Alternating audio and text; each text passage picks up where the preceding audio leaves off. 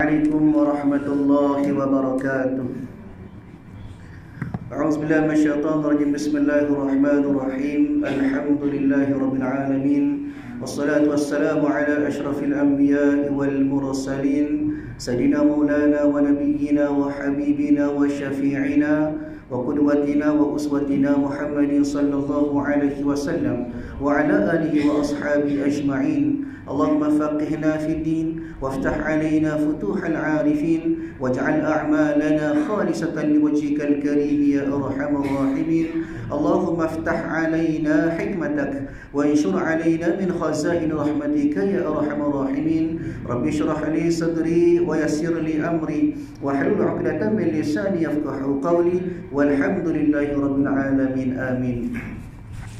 قال المصنف رحمه الله تعالى ونفعنا وإياكم بعلومه في الدارين آمين. Alhamdulillah, pertama dan selamanya marilah sama-sama kita panjatkan setinggi-tinggi kesyukuran kepada Allah Subhanahu wa taala, kerana atas kehendak Allah Subhanahu wa taala maka pada malam ini kita dapat bersama-sama berada dalam rumah Allah taala pada malam ini untuk kita menunaikan salat secara berjamaah. Kemudian kita berada dalam majlis ilmu yang dikatakan oleh para ulama sebagai Raudhatun min Riyadil Jannah, satu taman daripada taman-taman syurga. Mudah-mudahan kehadiran kita pada malam ini Allah Ta'ala catatkan sebagai salah satu daripada saham-saham akhirat yang boleh kita bawa sebagai bekalan untuk kita menuju Allah Subhanahu wa Ta'ala pada hari akhirat nanti, insya-Allah. Tuan-tuan, puan-puan yang dirahmati oleh Allah Subhanahu wa Ta'ala, insya-Allah pada malam ini kita sambung kuliah kita daripada kitab Penawar Bagi Hati. Kalau muka sekalu kitab lama, cetakan Jawi pada muka surat ke-4. Kalau kitab tuan-tuan, puan-puan rasanya muka surat ke-10. InsyaAllah kita pada malam ini kita masih lagi berada pada sambungan pendahuluan. Di pendahuluan kepada kitab Penawar Bagi Hati yang dikarang oleh Syekh Abdul Qadir Al-Mandili rahimahullahu ta'ala. Baik. Dan ketahuilah olehmu, dan ketahuilah olehmu bahawasanya, ketahuilah olehmu maknanya daripada kalangan kita semualah, orang-orang yang menuntut ilmu, orang-orang yang dikatakan sebagai mukallaf, yang dilantik oleh Allah Subhanahu wa taala sebagai khalifatullah atas muka bumi ini. Dan ketahuilah olehmu bahawasanya maksud daripada ilmu tasawuf, maksud maknanya pengertian. Di maknanya kita pada bahagian ini pengarang kitab Syekh Abdul Qadir nak menceritakan kepada kita tentang maksud. Apakah yang dikatakan sebagai ilmu tasawuf? Bahawasanya maksud daripada ilmu tasawuf itu apa dia? Membersihkan segala anggota yang zahir daripada segala perbuatan yang keji. Maknanya dengan ilmu tasawuf ini kita belajar supaya kita boleh mencuci atau membersihkan segala anggota yang zahir. Maknanya anggota badan kita tu lah. Daripada apa? Daripada segala perbuatan yang keji. Maknanya kita nak hindarkan, kita nak jauhkan daripada anggota kita, daripada tangan kita, kaki kita, mata kita, daripada anggota-anggota kita buat benda-benda hak keji. Maknanya benda-benda hak dilarang oleh Allah Ta'ala, yang juga benda-benda hak bercanggah dengan syariat. Itu tujuan kita mengaji tasawuf. Supaya apa? Supaya ada ilmu tasawuf itu menyampaikan kepada membersihkan hati daripada segala sifat kecelaan. Maknanya supaya hati kita bersih daripada segala sifat kecelaan. Apa yang dikatakan sebagai sifat kecelaan? Iaitulah daripada segala sifat-sifat mazmumah, sifat-sifat yang tak kena pada syarak, sifat riak kita, sifat wujud kita membanggakan diri, sifat takabur kita, sifat hasad kita, sifat tamak kita, cintakan dunia, cintakan harta, semua tu supaya kita nak bersih daripada hati kita. Tak sewi ada lah dalam hati kita sifat-sifat sedemikian. Maka sebab itulah kita belajar ilmu tasawuf. Baik. dan dikehendaki dengan segala anggota yang zahir. Di segala anggota yang zahir, iaitulah apa dia? 7 anggota. Kalau kira banyak lagi, tapi pengarang kitab ini Syekh Abdul Qadir Al-Mandili rahimahullahu taala memberi gambaran kepada kita bahawa 7 anggota inilah yang paling utama. Maknanya 7 anggota itu apa dia? Pertama mata, dan kedua telinga, dan ketiga lidah, keempat perut, kelima farash ataupun kemaluan, keenam 2 tangan, dan ketujuh 2 kaki. Makna 7 anggota inilah yang perlu kita jaga, disebutkan sebagai anggota yang zahir tadi. Nak jaga mata kita daripada buat benda-benda salah, benda-benda maksiat. Jaga kedua telinga kita daripada dengar benda-benda hak tak molek. Dan jaga daripada lidah kita daripada sebut benda-benda hak tak kena dengan syarak, duk mengepak, duk mengatur, duk gelar sebagainya. Keempat, kemudian jaga perut kita. Dia perut pun benda yang perlu dijaga. Bukan setakat jaga kita jumpa doktor cari obat dah. Jaga macam mana? Jaga supaya perut tidak jadi satu beban pada ibadat kita. Kadang-kadang masalah perut boleh menyebabkan ibadat kita jadi terganggu. Kemudian yang kelima farash, jaga kemaluan kita daripada benda-benda yang halal. Dan kemudian 2 tangan 2 kaki. Benda ni dah tak lari daripada kita. Sentiasa ada. Kita gimana pun duduk kita semua. Maka sebab itulah tuan-tuan yang dirahmati oleh Allah, nak kena kita jaga. Dan hendaklah engkau ingat di dalam hati engkau akan bahawasanya Allah Ta'ala telah memberi nikmat ia, maknanya nikmat oleh Allah akan dikau dengan beberapa nikmat yang besar-besar, dan iaitu segala anggota engkau. Maknanya di sini tuan-tuan yang dirahmati oleh Allah, kena ingat, kena faham Tuhan beri kepada kita daripada sekalian nikmat dia kepada kita. Bahkan disebut oleh Imam Al-Ghazali rahimahullahu taala di dalam kitab Ihya Ulumuddin, kata Imam Al-Ghazali rahimahullahu taala, dia kata gano, maka sesungguhnya nikmat Allah Taala beri kepada kita oleh Allah dia ada 5. Imam Ghazali membahagikan nikmat Allah Ta'ala beri kepada kita ada 5 perkara. Apa dia? Yang pertama, harta benda dan kekayaan. Nikmat harta, nikmat kaya. Maka kata Imam Ghazali, nikmat ini merupakan nikmat yang paling rendah. Di setara tu pun dikatakan sebagai paling rendah oleh Imam Ghazali. Mana ada harta, satu nikmat, kaya pun satu nikmat. Maka Imam Ghazali sebut ini adalah daripada sekurang-kurang nikmat. Kaya tu sehudah, bisa dah, tapi di sisi Imam Al-Ghazali maka paling rendah nikmat ni. Yang kedua kata Imam Al-Ghazali daripada nikmat kesihatan. Sihat tubuh badan kita. Maka kata Imam Al-Ghazali, benda ni, nikmat kesihatan ni tak boleh diukur dan lebih berharga jika dibanding dengan nikmat kekayaan. Mana kadang kita tengok betul lah, kita kaya secara mana pun, bila mana kita tidak sihat jadi toksik berlaku. Makan sedap pun toksik, orang lebih toksik lagi. Nak ke apa? Nak sihat ya. Ni makan, orang mari makan dia paling mahal, toksik. Paling sedap, toksik. Naknya nak sihat. Maknanya atas kekayaan kita tak boleh beri kelebihan jika dibandingkan nikmat kesihatan. Nak sihat lagi ni. Ni baik. Yang ketiga, nikmat Allah Ta'ala beri kepada kita, kata Imam Al-Ghazali, sempurna daripada segala anggota tubuh badan dan panca indera. Ada nikmat Tuhan beri kita cukup lekat berlaku.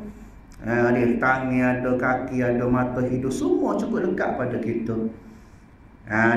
Kalau orang lain mungkin kadang-kadang setengah tu ada, tak ada. Dilahir dalam keadaan tak ada tangan, tak ada kaki sebagainya. Ada tu ada dah. Kemudian berlaku sesuatu menyebabkan jadi tak ada. Ada juga Tuhan tarik tu. Tuhan pinjam, maka Tuhan boleh ambil bila-bila masa. Sebab itulah kata ulama juga disebut dalam kitab Muqaddimah Al-Hadramiyah. Maka bila mana kita tengok orang yang ada kekurangan, bila satu ketika kita tengok orang yang OKU ke sebagainya ada kekurangan pada pihak dia, maka kata pengarang kitab Muqaddimah Al-Hadramiyah, dia kata sunat kita baca doa. Gapo dia doa dia?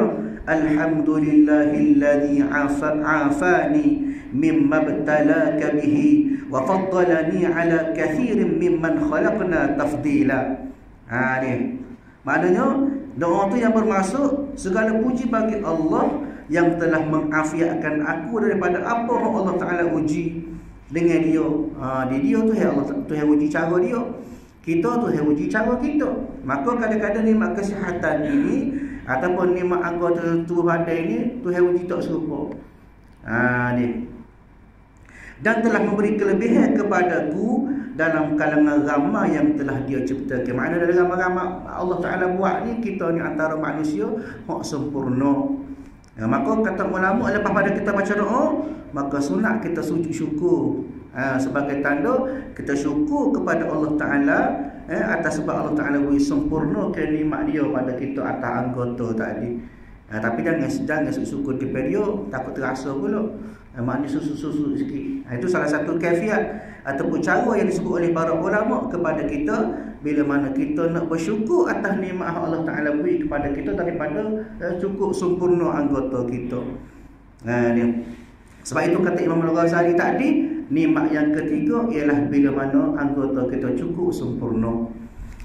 Maka pada yang keempat, nikmat yang keempat kata Imam Al-Ghazali dalam kitab Ihya Ulumuddin, iaitu daripada nikmat ruh ataupun nyawa. Ni nikmat besar. Nikmat ni nikmatun azim, satu nikmat yang besar. Kenapa? Kerana dengan nikmat ruh, dengan nikmat nyawa inilah manusia boleh beramal. Terus hidup untuk beramal kepada Allah. Bukan terus hidup untuk buat maksiat dah. Bukan terus hidup untuk terus hanyut dah. Maknanya dipanjangkan umur supaya terus kita meneruskan ketaatan kita kepada Allah. Sebab itulah kita sentiasa syukur dengan nikmat Tuhan yang panjang umur. Ni panjang umur pun satu nikmat lah tu. Bangun-bangun tidur baca doa alhamdulillahilladzi ahyana ba'dama amatana wa ilaihin nusyur.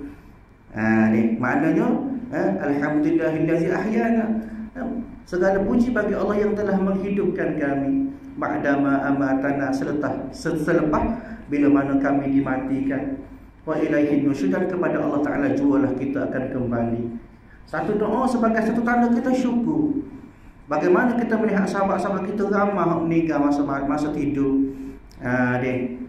Tidur bangun, tidur tak bangun-bangun. Mana kita bila bangun tidur syukur, diberi lagi peluang untuk kita terus berada atas muka bumi, beramal kepada Allah Ta'ala, meneruskan kehidupan kita sebagai seorang mukallaf dan orang-orang yang dikira sebagai orang yang beriman kepada Allah. Ni tak kita telenga bangun tidur mula-mula cari telefon, cari handset. Mana telefon? Takut ada WhatsApp sebagainya dia. Kapun lain lah, kapun ni bagus belakang. Maknanya tidak ada sifat syukur kita bila kita bangun tidur. Maka perlu kita zahirkan ataupun kita nyatakan kesyukuran kita dengan cara kita mendoakan sentiasa kepada Allah Ta'ala atas nikmat Allah Ta'ala beri kepada kita.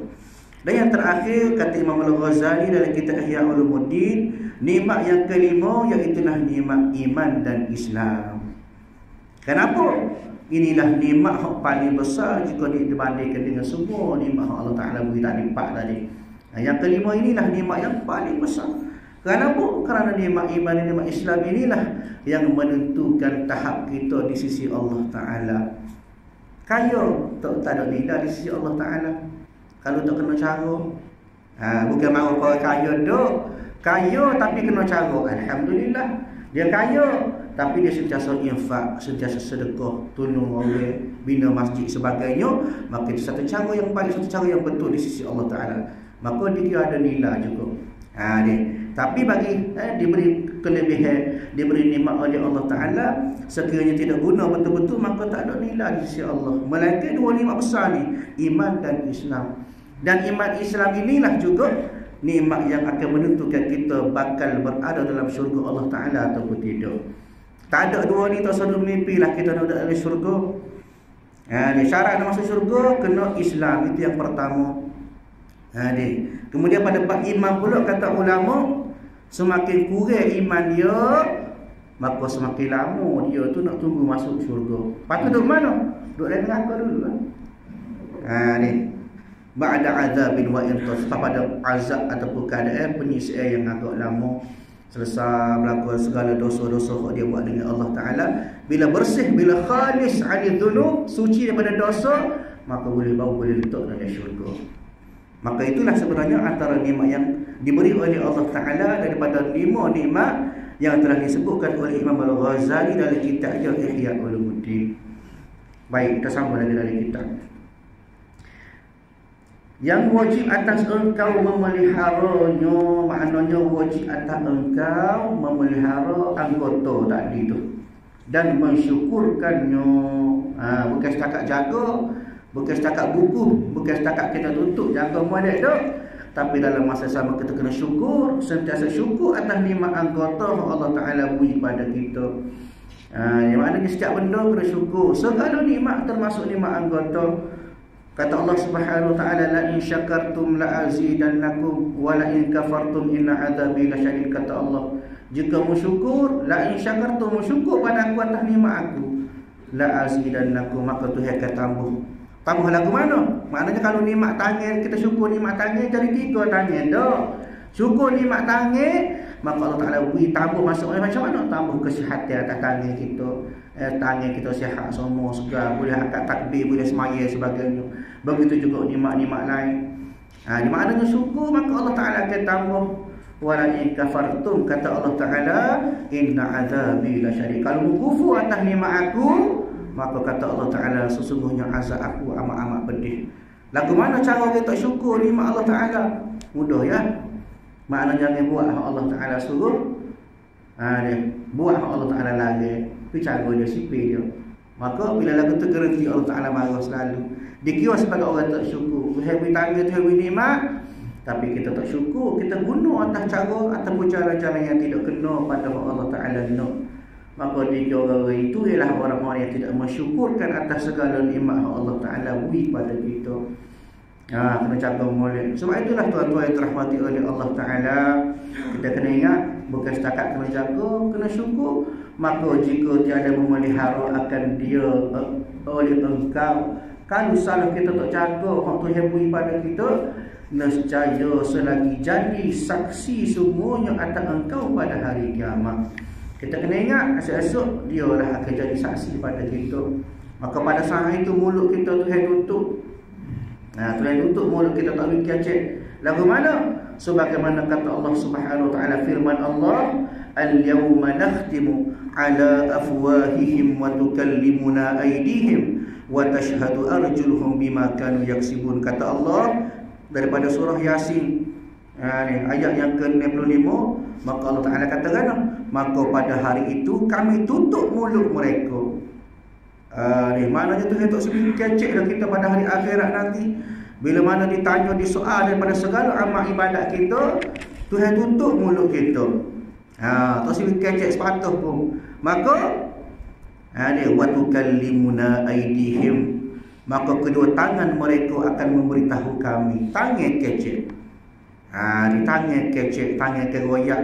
Gapo dia buat, aku ambil bagi orang, aku curi bagi orang, aku zalim ke orang, aku kata orang. Tangan sendiri akan sebut sebagai penyaksian atas gapo kita buat atas dunia.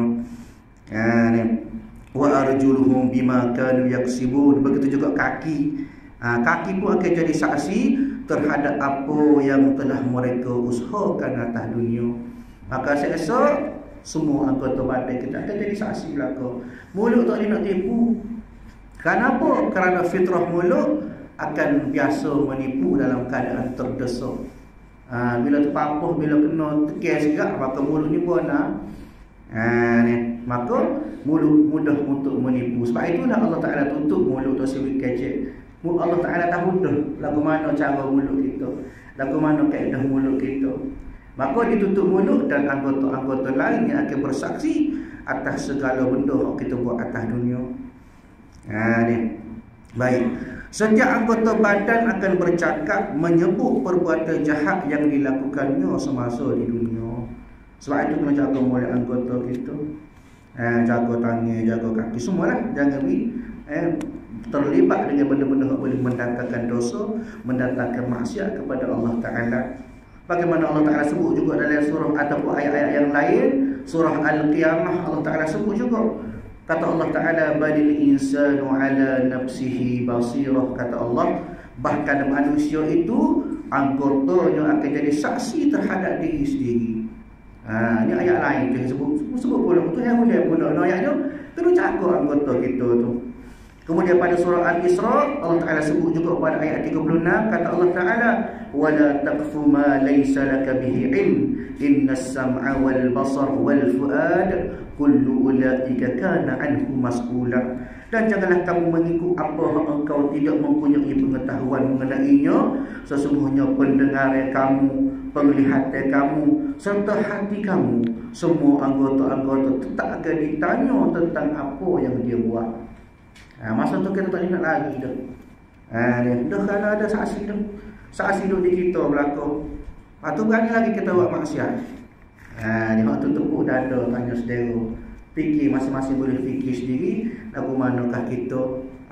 Dia maknanya jaga anggota supaya anggota itu tidak bersaksi atas benda yang kita buat atas dunia. Kita atas dunia tak tahu.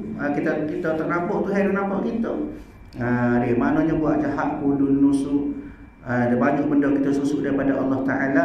Sedangkan pada masa yang sama anggota-anggota kita tu ada dah sebagai saksi.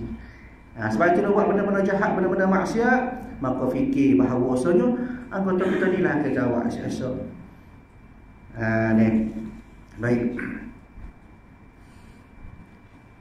Berkata-kata Allah Ta'ala oleh segala tangan mereka, dan maknanya menyebabkan oleh segala kaki mereka dengan barang yang ada mereka berusaha dalam dunia. Semua tu akan dijawab belaka oleh anggota, bukan mulut lah. Maka tiap-tiap anggota bertutur ia dengan kejahatan yang dikeluar daripadanya. Semua akan jadi saksi belaka. Tangan cerita pasal cerita pelibatan tangan, kaki royak dia buat gapo, mata royak tengok gapo, mulut akan bersaksi atas benda dia sebut ya. Dan berfirman Allah Ta'ala, wa ma kuntum tastatiruna ay yashhada alaikum sam'ukum wala absarukum wala juludukum. Artinya, dan tiada ada kamu dahulu di dalam dunia. Kita kena ingat, esok-esok baru kita fikir. Masa dulu kita atas dunia, apa kita buat? Bersembunyi pada ketika mengerjakan kejahatan. Susu belakang jahat kita. Tak si orang nampak kita ni huduh. Tak si orang nampak kita ni orang yang ahli maksiat. Di mana segala dosa kita, kalau boleh kita tak si orang tahu. Tak si orang tahu atas segala dosa kejahatan kita. Daripada mensaksikan atas kamu. Maknanya kita susu, sedangkan akan ada saksi pada kamu oleh segala telinga kamu, dari segala mata kamu, dari segala kulit kamu. Semua tu akan jadi saksi berlaku. Dan tiada dapat bersembunyi daripada sekalian saksi tersebut. Tak boleh lari dah kita. Melainkan dengan meninggalkan segala kejahatan itu sama sekali. Dan kita tahu tu anggota kita tak ada tinggal dah. Nak pergi mana-mana kena bawa semua tangan, kaki, telinga, mata, hidung, mulut semua ni kena bawa pergi mana-mana. Maka semua tu akan jadi saksi belaka. Tak boleh nak tinggal. Cara dia macam mana? Cara dia juga tak ada cara lain lah, kena tinggal kejahatan. Maka di sini kata ulama diberi pilihan kepada kita. Nak tinggal kejahatan ke nak tinggal anggota? Dah tinggal anggota tak ada pilihan, maka kita kena tinggalkan kejahatan sama sekali. Jangan buat. Kerana apa? Kerana bahawasanya tiada bercerai ia, makna tak bercerai anggota tadi daripada manusia pada tiap-tiap masa dan tiap-tiap tempat. Maknanya ikut kita semua. Saksi-saksi kita tu ikut semua. Ni. Selagi menyebut hamba akan 7 fasal bagi segala anggota yang 7. Maknanya pengarang kita ini sebut satu mukadimah kepada kita tentang bagaimanakah perlunya untuk kita jaga anggota kita. Kenapa? Kerana semua itu akan dipertanggungjawabkan dan semua itu akan disoal. Baik, kitab yang pertama pada menyatakan segala anggota yang 7 ada padanya 7 fasal. Kemudian pengarang kitab ini pula akan menceritakan kepada kita daripada 7 anggota yang wajib kita jaga. Yang pertama kepada fasal yang pertama pada menyatakan mata.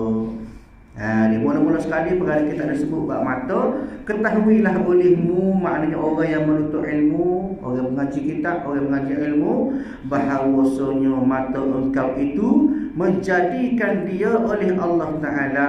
Mata kita ni Allah Ta'ala buat, Allah Ta'ala cipta sebab apa? Bagi engkau kerana beberapa faedah yang bangsa akhirat dan bangsa dunia. Maknanya Tuhan buat mata tidak saja-saja, tapi ada sebab dia. Dia likulli syai'in sababun. Setiap benda yang Tuhan buat ni ada sebab. Likulli syai'in hikmatun, Tuhan sebut. Di setiap benda yang Allah Ta'ala buat tu pun ada hikmah dia. Ada hikmah dia, bukan kata Tuhan buat saja-saja. Comel kalau bubuh mata rubuti atas manusia. Maknanya ada sebab dia, ada faedah dia. Sama ada faedah bangsa dunia ataupun faedah bangsa akhirat. Maknanya benda tu kelebihan ataupun faedah atas dunia semata-mata, ataupun kelebihan yang boleh bawa kepada hari akhirat. Maka setengah daripada faedah mata. Apa dia? Daripada segala faedahnya yang bangsa akhirat, memandang kepada langit dan matahari dan bulan dan bintang dan lainnya. Faedah mata yang pertama, kita boleh tengok langit, tengok matahari, tengok bulan, tengok bintang. Atas sebab apa? Supaya berdalil engkau dengan dia atas ada Allah Ta'ala. Maknanya bila kita tengok alam sekitar, kita tengok ada matahari, bulan sebagainya, maka kita percaya, kita yakin bahawasanya ada benda-benda ni kerana ada pencipta dia, tidak kerana ada saja-saja. Maknanya kita yakin bahawasanya semua ini adalah bukti adanya Allah Ta'ala. Tak ada dengan sendiri, mustahil. Maka ada makhluk berbukti ataupun berdalil bahawasanya ada khalik ataupun pencipta dia. Siapa dia? Allah Ta'ala. Itu faedah mata. Dan atas keesaan Allah Ta'ala, dan atas kuasa Allah Ta'ala atas segalanya. Di maknanya atas mata tu lah kita tengok, lepas tu kita fikir atas kuasa Allah Ta'ala. Bukan sekadar tengok comel kat comel, uduk kat uduk. Tak. Tengok dia mari dalam hati, suka kita. Sebab apa? Sebab kita tengok alam yang Allah Ta'ala buat, yang Allah Ta'ala cipta. Membuktikan bahawasanya ada alam, maka ada Allah Ta'ala. Dan setengah daripada nikmat mata juga melihat akan Quran. Supaya kita boleh ngaji Quran, boleh tengok Al-Quran. Jangan kita jadikan Al-Quran itu suci dari debu. Suci dari debu maksudnya lagu mana? Benda suci. Quran tu mulia, tapi jadi berabuk. Sebab apa? Untuk baca, untuk belik. Ingat mula kan, ambil hak atas pa dia, kalau buat ngata ni. Tak atas pa. Sampai rumah bubuh dalam mari, tak baca-baca, tak situ. Tak tengok nah Quran. Itu dikatakan sebagai suci dari debu. Bukan lagu tu. Lagu pada ikut suci dari debu dia. Ayatnya, jangan jadikan Quran benda mulia, tetapi tak guna untuk baca. Kalau kita malah baca 2-3 ayat tak benda, malah lagi baca semuka lah. Semuka surat. Pakai bahasa tercekak kan, baca sejuk. Kalau habis malah kan, baca dia khatir sekali sehari tak apa dah. Cukuplah pada dah. Banyak-banyak macam ni. Yang maknanya biar tu rasa kita cinta dengan menggunakan nikmat mata, maka menyebabkan kita rajin tengok Quran, baca Quran, tadabbur, ataupun kita faham makna-makna daripada Al-Quran. Itu nikmat mata. Dan melihat akan jalan kepada masjid. Maknanya supaya memudahkan kita mari masjid, mari balasah, buat amal ibadat.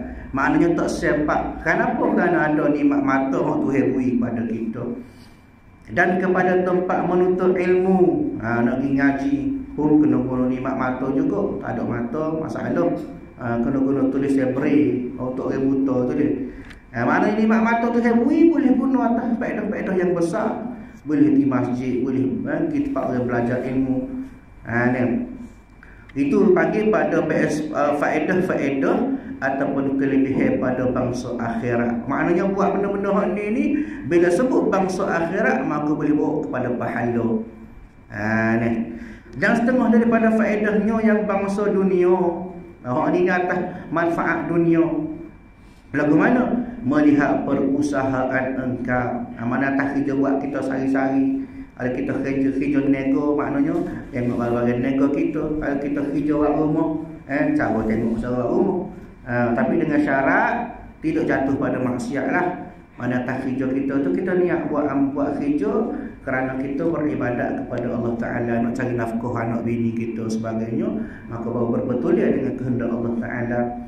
Itu dipanggil kita syukur nikmat mata dengan cara kita tengok perusahaan engkau, kita tengok nego kita, hijau buat kita, dan melepaskan engkau daripada segala yang menyakiti seperti jatuh dan berlagu.